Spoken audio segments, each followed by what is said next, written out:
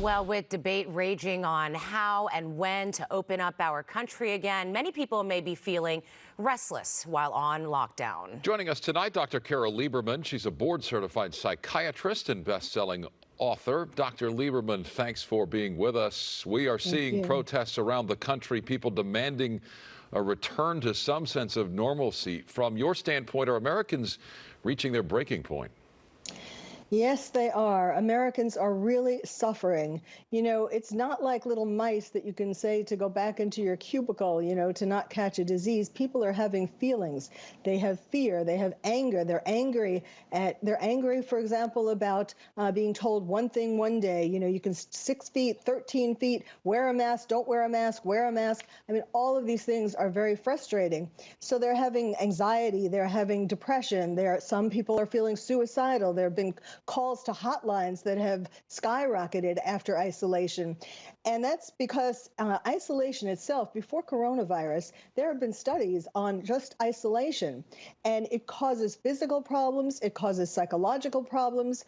There are consequences. I think what people really would appreciate is some kind of recognition that they have feelings, and that being made to stay inside may be great in terms of the numbers and the virus and so on, but in terms of what it's doing to them, domestic violence is increasing, child abuse is increasing. There needs to be more of a recognition of the psychological, not just what we should do and what we shouldn't do.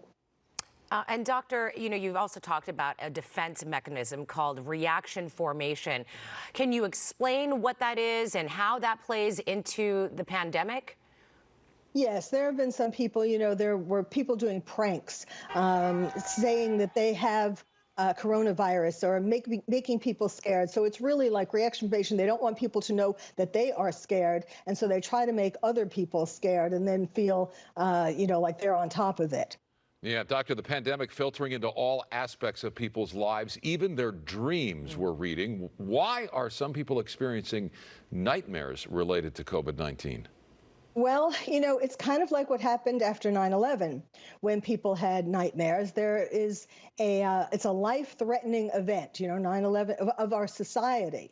And 9/11 was, of course, and this is too. We're seeing this as sort of a general life-threatening event. And so PTSD, a symptom of PTSD is nightmares.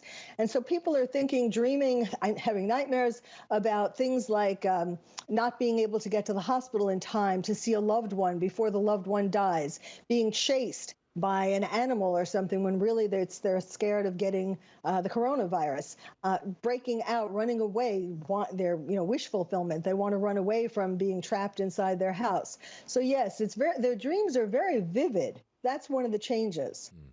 So what advice would you give to people who are eager to ignore stay-at-home warnings? Well, one of the key thing for why the protests are happening now is because people are beginning to get more and more worried that we're going into this is a slippery slope, and that we could go into a 1984 kind of scenario where we're being told every aspect of our life is being managed, and we're being encouraged to snitch on people and so on. And so I think people need to decide for themselves if they're willing to take that risk of being with other people and, in a crowd with the protests. But if they care about people they live with, their grandparents, and Americans as a whole, then they should really be thinking of that before they do it. Dr. Lieberman, thank you for being with us tonight. Thank you. Still to come tonight,